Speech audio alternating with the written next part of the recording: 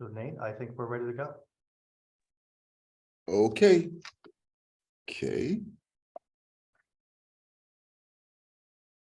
Oh, so welcome everyone to the college's budget town hall meeting for 2023.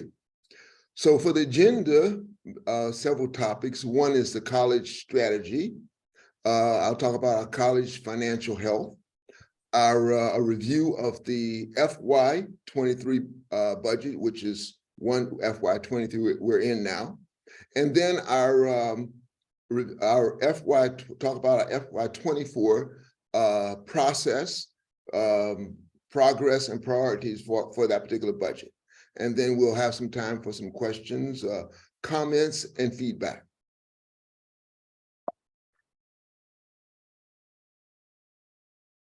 So our college strategy is sort of motivated by our vision. And our vision I'll sort of bring up at the end. But it's, you know, sort of where we invest in and why we invest.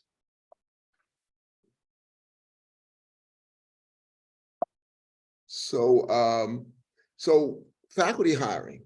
So the things that motivated us, at least as far as choices in faculty hiring, were research excellence, interdisciplinary research, which increased collaborations and chance for large grants. And we just hired a director of research development, Michael Wright, which helped us with that, which is important. Also, we want to identify important areas, new areas, hot areas there, and we try to do that. We look at instructional stress, where people actually need instruction for students, and also representation and inclusive excellence is very important. This works right. Also, hiring faculty, we get them here, but also taking care of them while they're here and making them successful.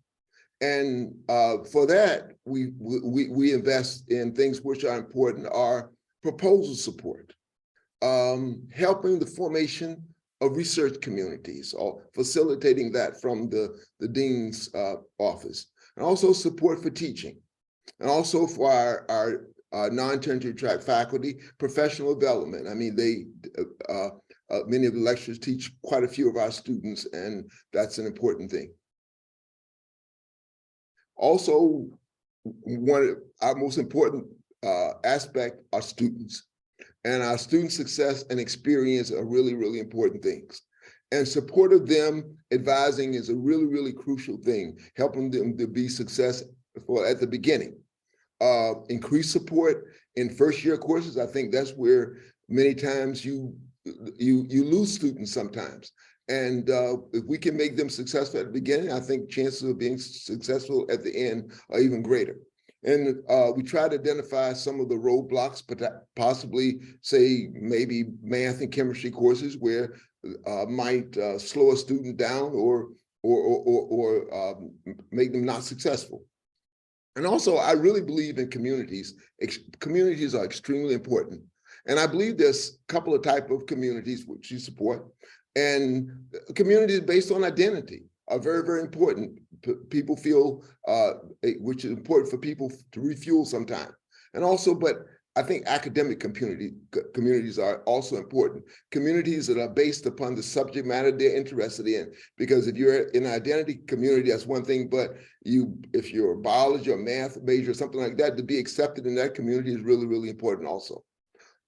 Career development is important for our graduates and undergraduates to help them get ready for a career after UMass.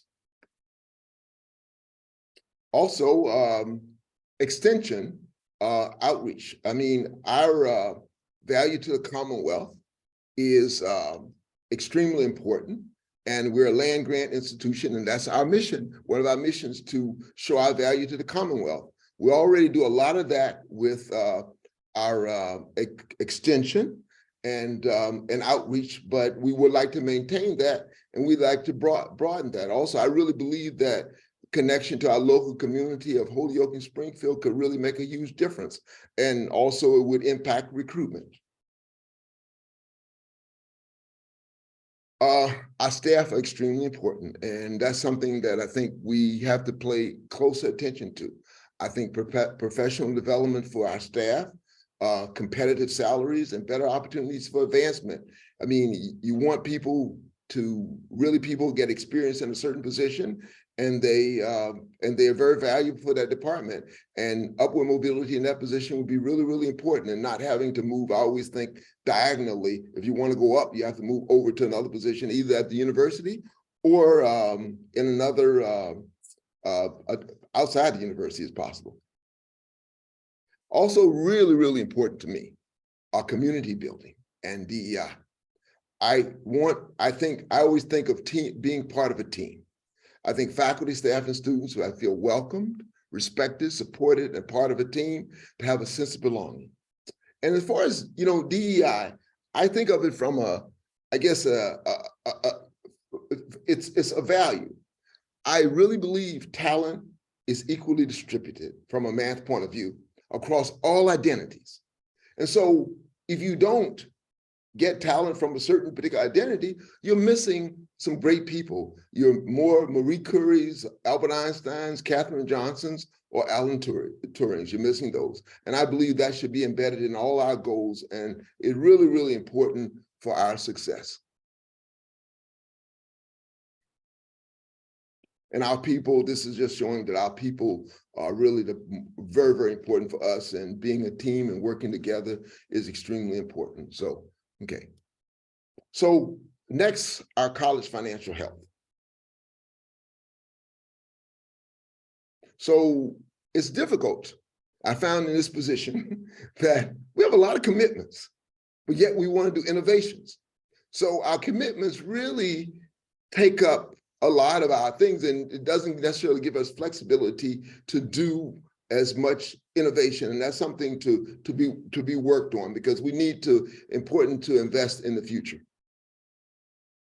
So just to show you, this is our revenue sources. Our revenue sources, we get our state, from the state payroll, operating expenses, continuing education initiative, graduate tuition, research trust fund, and gifts. And you can see, I said commitments and innovation, payroll, and this golf too, and golf, which is payroll and operating expenses, takes a huge portion of that. And those are commitments. And in fact, I think, you look at, even besides those two, when you look at CEI, graduate tuition, RTF, and gifts, some of that actually goes into our commitment. So there's not a whole lot for innovation there. This is a budget of $109.3 million that we have. That's not a budget, but revenue of $109.3 million there. Okay.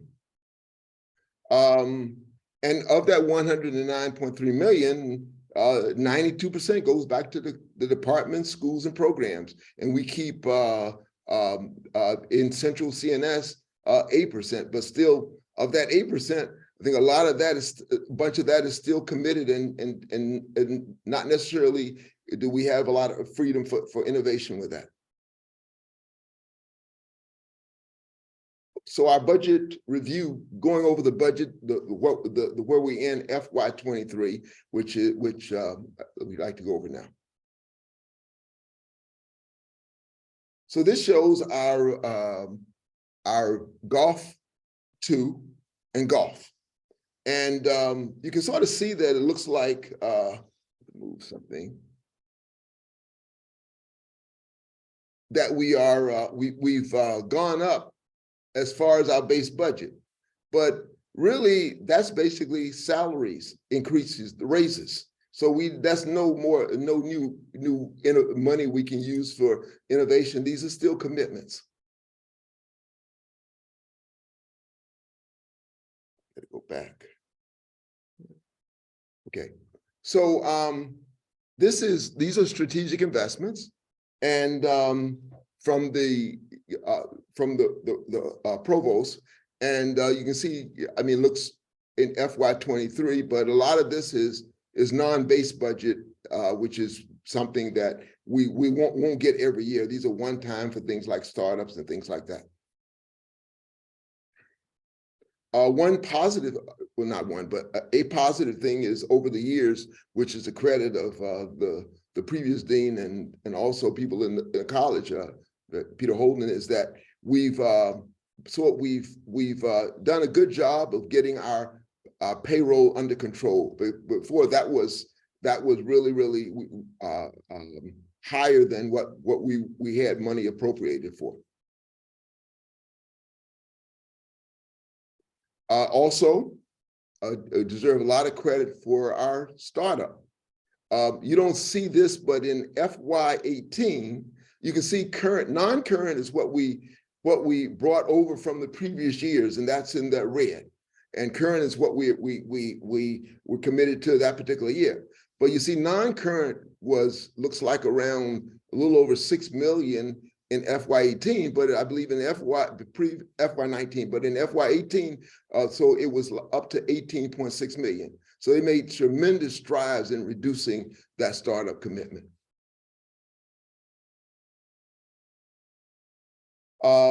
This is startup commitments by start date for every year.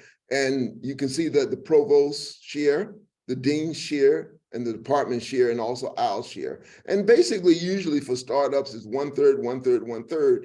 But you can sort of see that the provost share is a little more, only because they take more with pathways. The provost contributes more to the particular startup with pathways. And you can see over on the right-hand side, the average of the dean's office, the departments, and the provost's share. Instructional activity and allocation. Our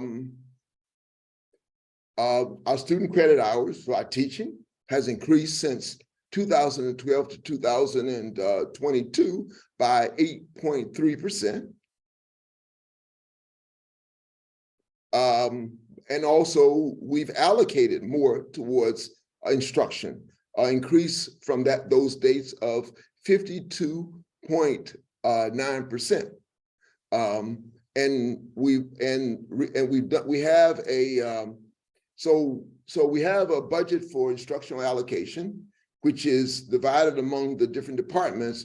But we have also a new transparent model which tries to use the necessary information from the different departments to fairly distribute the instructional allocation. So that's in place. Research support.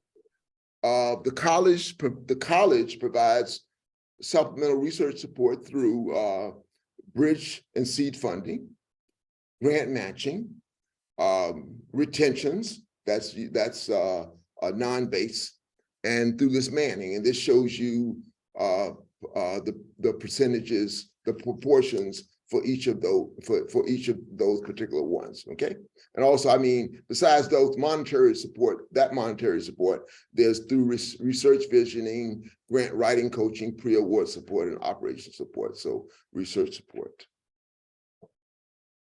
Also, this is our on the right-hand side over here. It shows that's our RTF also, but this right here shows our grant expenditures and grant awards for each particular year, right here. So sometimes, I mean, it's not going to be the same because maybe a grant comes in one year, but one expenditures happens the next year. And this is our award count. You can sort of see our award count went down a little right here, but we're hoping that it will go up also.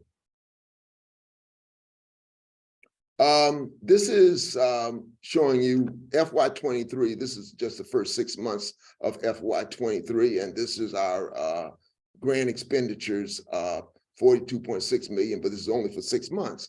And so it's good spending this particular fiscal year. And this is for it's already surpassed FY22. And a lot of this is coming out of the pandemic. Okay. And these are the proposals. We've had FY23 is not over with, but we've had 254 proposals. And to me, it's a pretty high, pretty high success.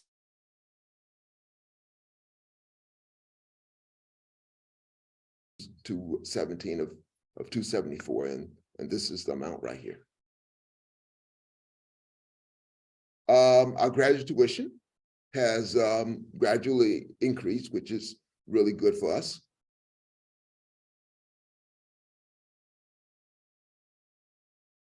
Our CEI has really been important for us. We are you don't see FY23 here, but there's already in January is $4.2 million, which is around, I guess, right here in FY23, and so we expect it to be be more than the 4.2 million. So it looks like maybe a good year. Gifts have gone down, pandemic time right here and going down, but it looked like they may be going up a little bit. Okay, so our process, what has been our process for, so we are putting together a budget proposal for the go up to the provost, and the provost will decide, but for FY24. So we have during in this process, there's something called budget reallocation. So 1% of our budget, which is around 787,000, has to go back in a pool. Every college has to provide this budget allocation, which the provost redistributed based upon the budget that we submit. And we have always in the past gotten more than we've given back. So we have done that, but that's how much we have to do. We have to return, and then it's going to be reallocated. And in our budget, base budget, there's a limit upon how much we might request. We can only request up to a certain percentage of our budget, which is $1.968 million. And that doesn't say you're getting 1.968 million, but that's the maximum that you can request. Is well, no one gets that limit, but it'd be less than that. Okay. Oh, shucks. Okay, so our process, budget process, we asked for the budgets from the different departments in December, and hopefully they consulted with the faculty and staff and everyone in the department. The dean and the department head chairs and maybe the business manager met in January. And we gave some recommendations. They revised their departmental plans and resubmitted them for January and February. And then we got all the plans together, and the dean's office met with discussions in February. And now we're at this the town hall right here in March 1st, and we have to submit our budget plan to the provost by March the 10th, which is I believe Friday of next week. Okay, so there were a lot of requests. So a total of $21.8 million in requests, which is 28% of our base budget. Okay, and you can sort of see out of that $21.8 million, 75% were faculty startups. 11% were tenure track hires, and you can see other things here. Zero doesn't mean it's zero. It just means that it's, I guess, to wherever the numbers out, it's a smaller number. But these were how these requests were divided. But point is, quite a few requests. And okay, so we have two aspects of the budget: base budget, which is something that you request, which will if you receive it, you will receive it every year. But then non-base is one you receive just for FY24. We had $4.2 million in base requests, which we had to whittle down to 1.968 million. Which won't get all of that, but that's all that we request. You can see in base budget is things like salaries and things like that. So 56% were for tenure track hires, Non-tenure track hires, 20% advising and things like that. So that was our base request, and that's what we have to make decision, whittle it down to that. Non-base, one time, 17.1 million non-base requests, and of course, most of that was faculty startups, okay? And then the 6.7% were probably temp lecturers right here, okay? So though I talked about the strategies at the beginning, and those strategies come from a vision, and I just want to say what I was thinking about, what our vision would be, and I think for me a lot of things come from that. And so our vision, what my ideas is, we want to establish an inclusive community that supports excellence, and that's key thing, excellence in research, teaching, and sort of applications of science and mathematics, and the idea to make a positive impact in our state, nation, and the world. But also really, really important to me is our community of faculty, staff, and students that feel welcomed, respected, and supported, and part of a team, a sense of belonging. Because I think in order to accomplish our mission, these are really, really important things, to feel like as part of a team that we do things together. And so a lot of I believe, when our decisions, strategy, and things like that are based upon things come from this vision, okay? So that's basically it, and questions, okay? So I'm going to stop sharing.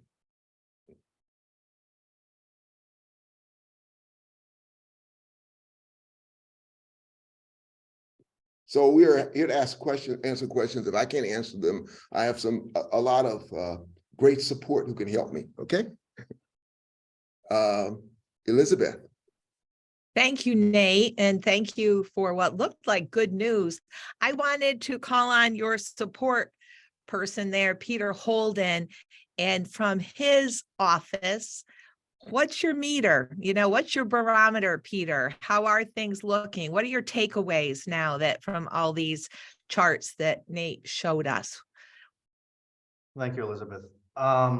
I think as the dean pointed out through the visuals, that this is the first time I'd say we're in a very healthy position for the college financially.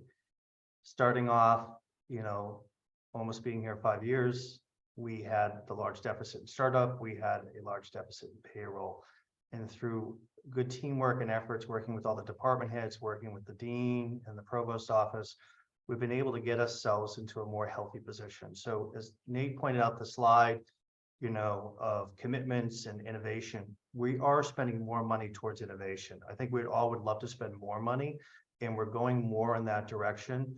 And we're now at a healthy point where we can be doing that. So I think CNS is in a very good position. We're also recovering for some tough budget years in COVID. There's been a lot of stress for growth, and we get 23 position requests for tenure track lines.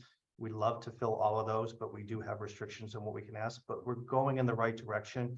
We're getting in a healthier place, and through the partnerships with the departments, we've been doing much better. So I'm grateful. I feel good.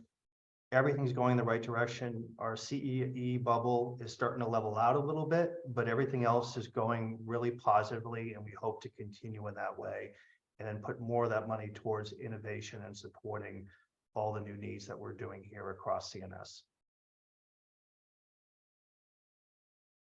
But Elizabeth, I will still be a stickler about making sure we maintain the payroll budget and we don't create another deficit on faculty startup.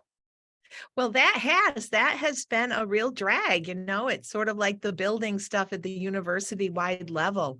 You can't aspire to things if you're tied to the mortgage kind of stuff. So thank you. Thank you, Nate. Thanks, Peter. You're welcome. I think there are questions also in the chat about strategic budget investments as part of for public outreach and engagement. And we do have things in there, but that's something that we're definitely going to rev up more in the future, which is really, really important. We got a bunch of requests from a bunch of different departments about looking into that. It can help us with, you know, broader impacts with grants and things like that, but that's definitely something that's being revved up. Okay. And Peter, do you wanna, there's a question about the status of CNS Strides initiative? So I will say in, let's say 3 weeks, we hope to have a town hall meeting to give you all an update on CNS Strives. We're tentatively booking that right now, so we will hopefully have confirmation next week. And that will provide a forum for the dean and the team to give everybody in CNS an update of where we stand and our next steps. It's been a great effort so far, a lot of great progress. And we hope that you will see and agree with the positive work that the working committee has been doing over the last 9 months now. So look out for that invite, tentatively, probably March 24th, that Friday morning, I think is what we tentatively have scheduled right now. And we'll confirm that next week. Can I just say one thing, Nate, really quick on Patrick's question? You know, Patrick, we have some great resources in Extension Cafe, who are the leaders on this campus for outreach and engagement.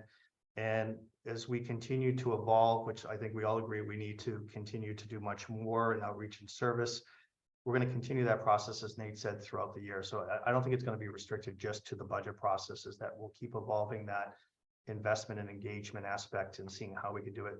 Elizabeth's Militia is doing great work, working with communities, other departments, PSC are doing work. So I think it's a work in progress, and I don't want to take words from Nate, but this is something that he is very committed to and will not be restricted just to the budget process, but, you know, into the fabric of who we are as a college.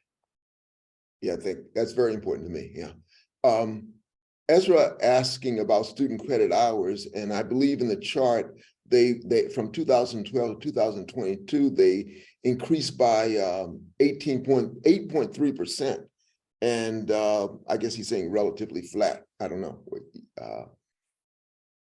So we did see, I'm just trying to bring up the information. We did see kind of a slight reduction and not that much of an increase. So it's an observation, and it could be from consolidation of courses. I know a lot of departments have been working to consolidate some courses, but it's not really that much of a growth in what we've seen in previous years. I mean, it's still around 120,000 student credit hours, but it is a decrease from 2021. And again, we're looking at 21-22 data, and then we will be bringing in next year's, which I think we'll start to see a little bit of a rebound. I think Elizabeth says also that the number of students in CNS from 2018 to 2022 increased by 503 students also. And that contributed to it also. Yeah.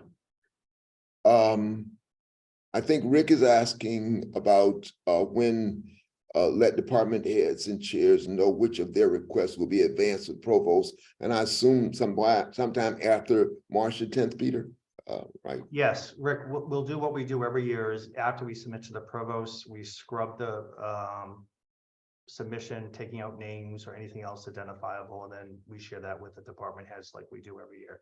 So probably if time works, we'd probably do it within a week or two and time it to be close to a leadership meeting. So if there's any discussions or issues that we want to bring up, and again, we'll just be consistent to previous year's practice.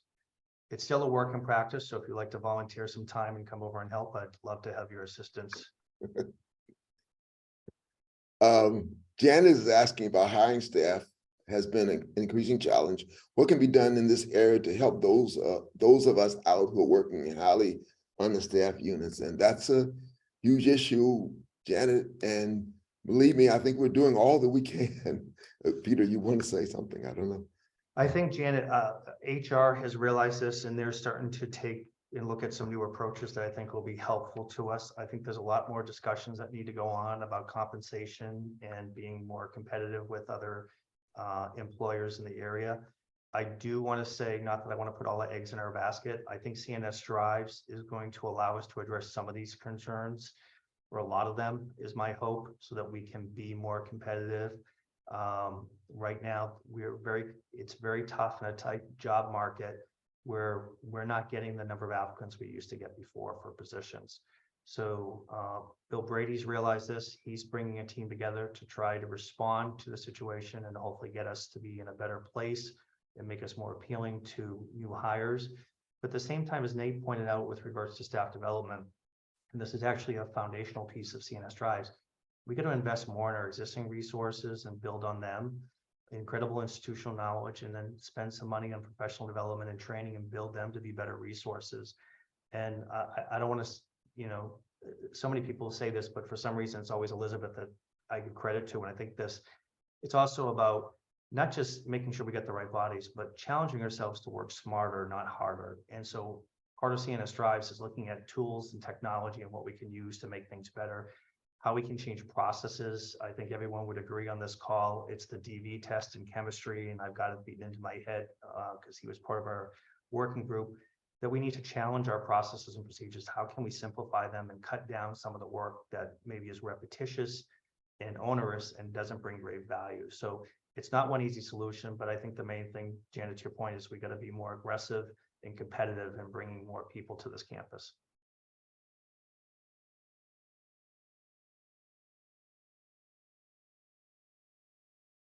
I hope that answers your question.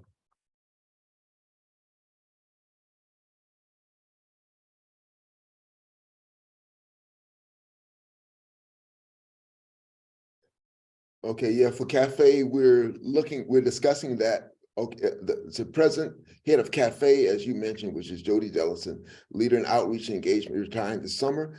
Is there a process in place for a replacement? And I'm in conversation with Mike Malone now, and we're talking about this process, about whether, when will this search be there? Will there be an interim person and things like that? So we're discussing that now.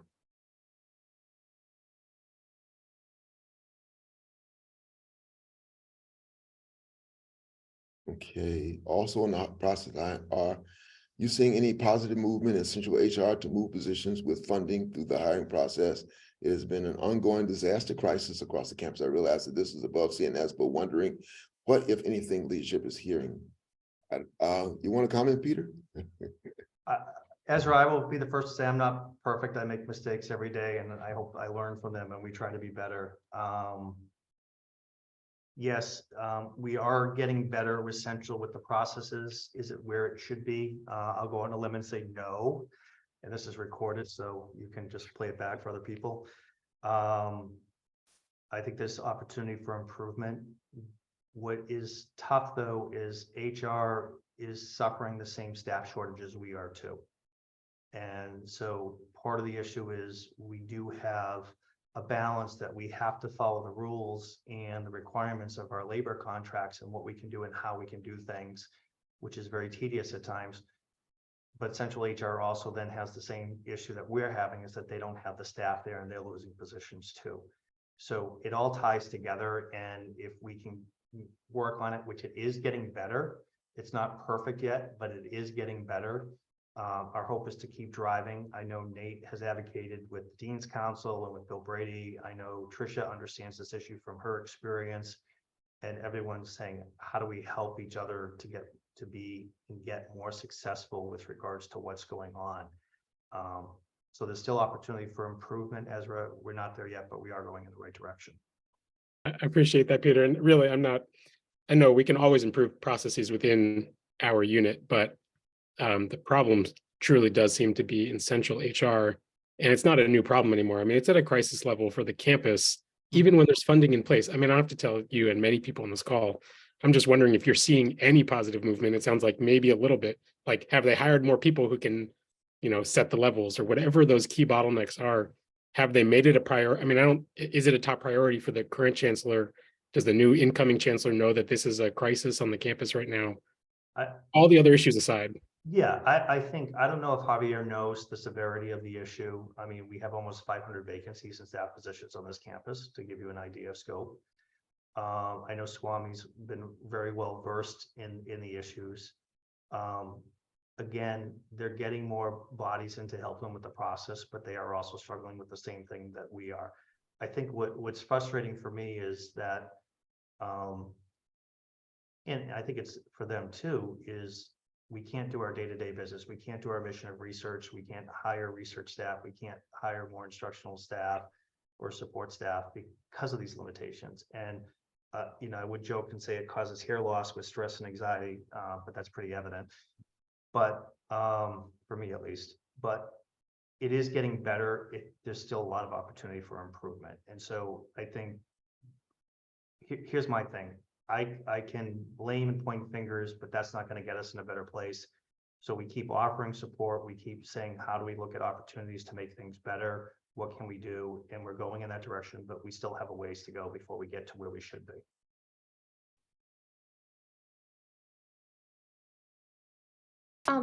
Mary Claire? Yeah. Yeah, I was just wondering if I could follow up on Ezra's question, because yeah, like everyone else, I know in my department, math and stat, we've had some big problems with the slowness of hiring.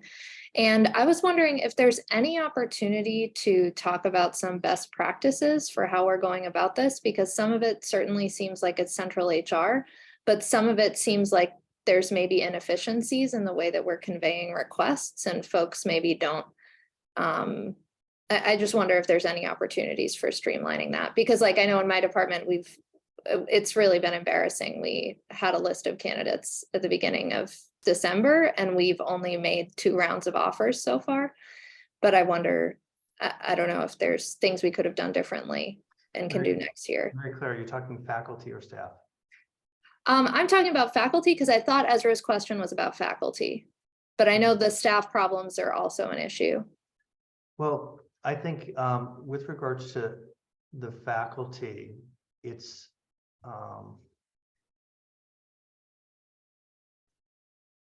let's just say there's several things contributing. Mm-hmm. Several departments have new department heads this year. So there's a process of, okay, how do we get them equipped and knowledgeable? We are not wonderful about training people when they start day one or before day one of everything that they need to know about the job, to be blunt. Mm-hmm. So part of it is, I don't want to pick on a colleague of mine that's on this call, but we spent a lot of time together because they were new in the department head role, working through and trying to take the steps. And it is a process. And when you have to go through those things and you don't have that experience, it's very slow and cumbersome. And there are very specific rules. What you can do and Mm-hmm.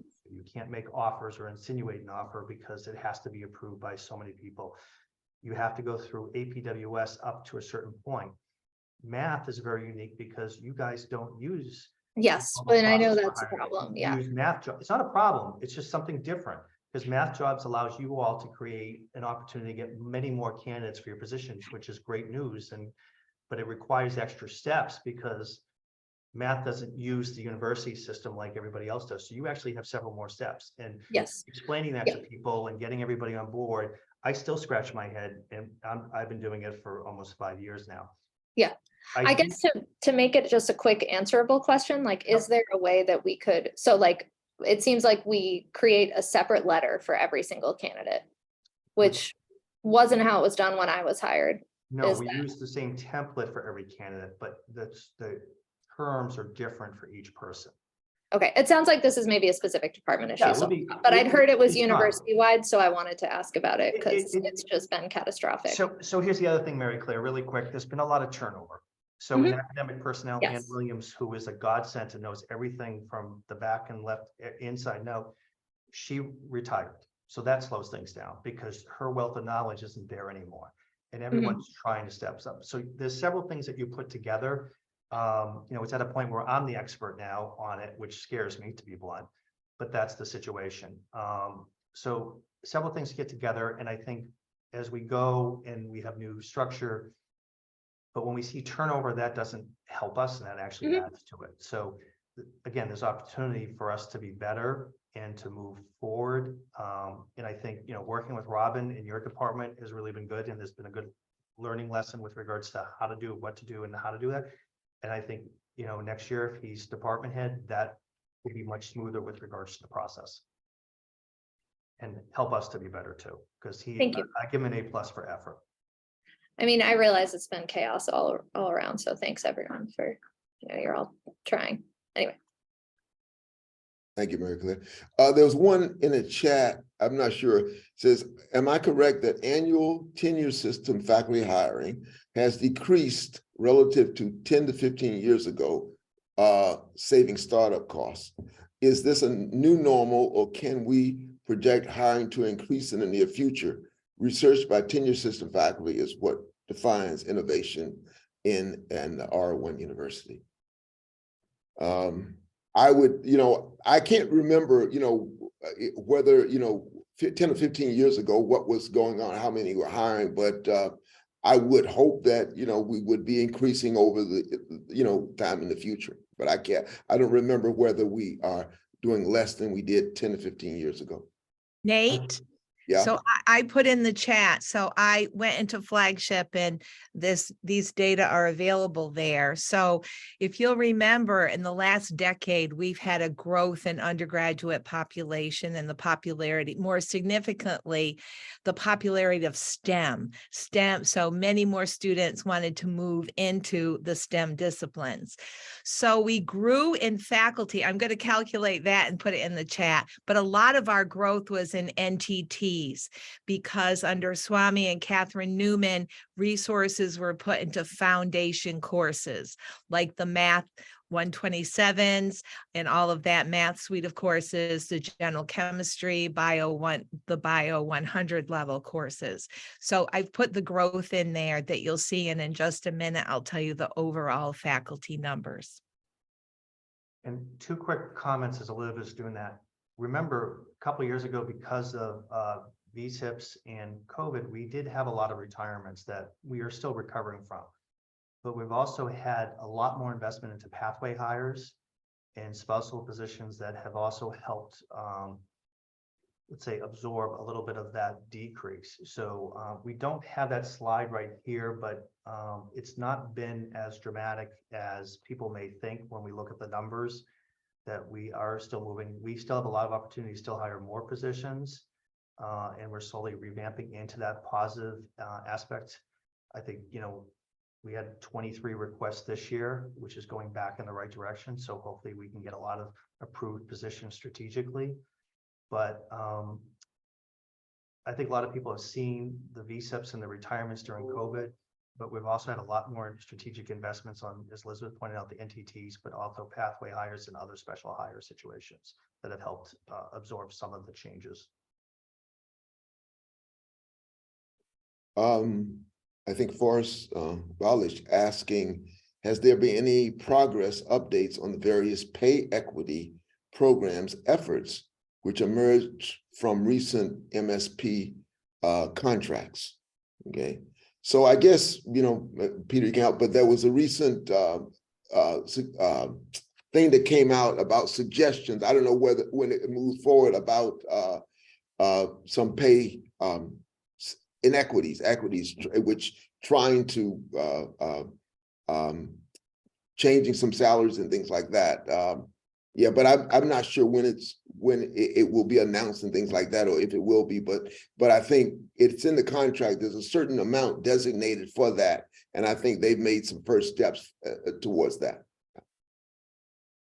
So I would just echo that, is that per the new contract, the union and university leadership has met. For us, there was a committee to work on this. They've had roughly about $1 million to review, since there hasn't been any adjustments over the last few years. And I believe that they're nearing completion with their assignment. And our hope is in the next several weeks.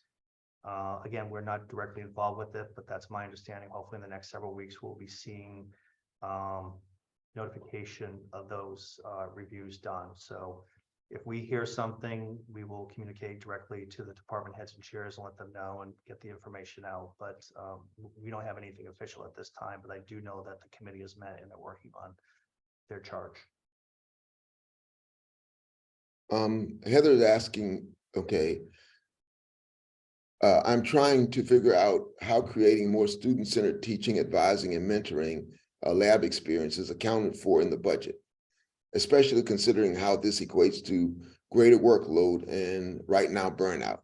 Do you consider this part of innovation, or how do you account for this? I think it's really good to, and we appreciate that. And as far as, you know, those are things which are really, really good for our students. And they would be good things to, you know, to measure it in some way. I don't believe we specifically have anything in the budget that specifically accounts for that. But, you know, that's something that I think is important, and maybe possibly the workload equity in some way could account for something like that. I don't know, Elizabeth? Yes, Nate, if I can add on to that. So, you know, one thing I hope that rubbed me the wrong way is when we talk about the part of the budgets that's instructional stress. I want to move away from that, because yes, we are responding to, oh, this person is retiring, we need to fill that teaching. That is responding to instructional stress. I think, Heather, what you're talking about is how can we use the budget to move our instructional experience of our students into one that uses high impact practices? How can we provide the recommendations of the advising task force? I think that might be, and I'd like to broaden that instructional component into a student success, a fraction of which is the immediate instructional stress due to enrollment changes, retirements, those kind of things. So I think, you know, departments are encouraged and did put in requests for things that can improve the student experience in the educational realm, both undergraduate and graduate students. And hopefully in the future, I don't know if instructional stress is from us or if it's from the provost office, but maybe we can evolve our language a little to make that more transparent. Thank you, Elizabeth. Heather?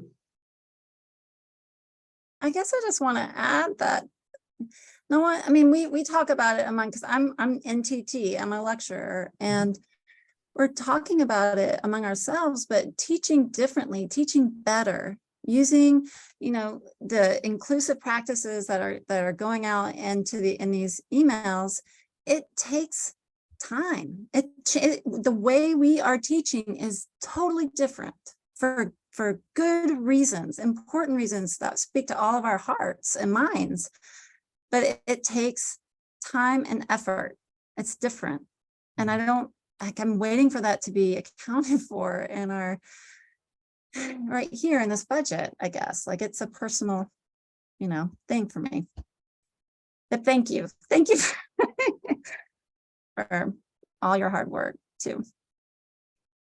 Well, I appreciate that. And you bring up that's a really good point, and that's important. And that's what we want. And to bring that up is important. And maybe we maybe it requires a little thought, but to put that, you know, into our budget in some way, but we'll think about that. Okay. Yeah.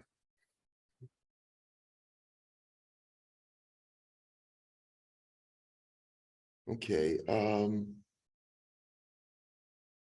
Okay, Mary Claire, I guess. I was just agreeing with Heather. Okay. And also Sarah.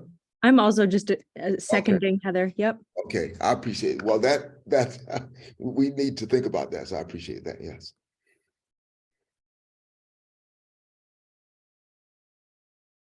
Okay. Any others?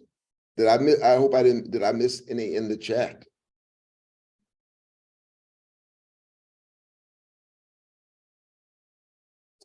Okay. Okay, well, thank you all, and I appreciate your feedback and information. So thank you very much. Okay, Elizabeth. Nate, I want to say, I just figured something out. Paul Katz put a question in. There's been overall growth of NTT and TT faculty of 17%. For those of you who haven't gotten trained in flagship analytics, there's a lot of information there that you may find fascinating on your Sunday afternoons. So I encourage you to jump in. Okay. Well, thank you all very much. Thank you.